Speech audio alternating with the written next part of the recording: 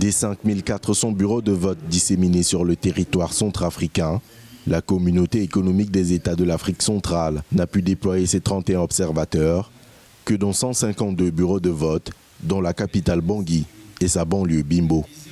Selon le chef de la mission d'observation, Sylvestre Tibantunganya, le contexte sécuritaire, notamment à l'intérieur du pays, n'a pas permis à cette institution d'Afrique centrale d'assurer sa mission sur l'ensemble du territoire.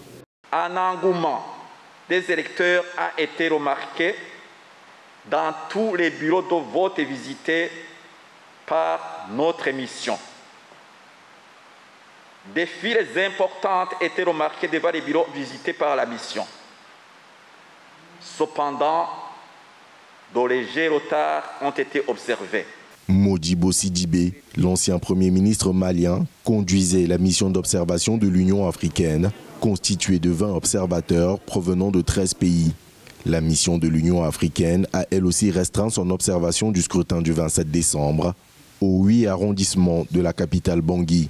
78 bureaux de vote au total ont été couverts ce jour. La mission a observé que les représentants des candidats, Faustin Archange Touadéra, Anissé Georges Dologuélé et Martin Ziguélé, étaient les plus présents dans les bureaux de vote visités.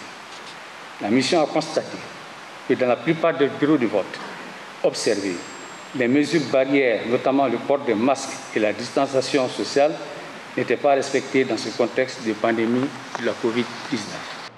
Les résultats du premier tour de la présidentielle dans plusieurs bureaux de vote sont connus.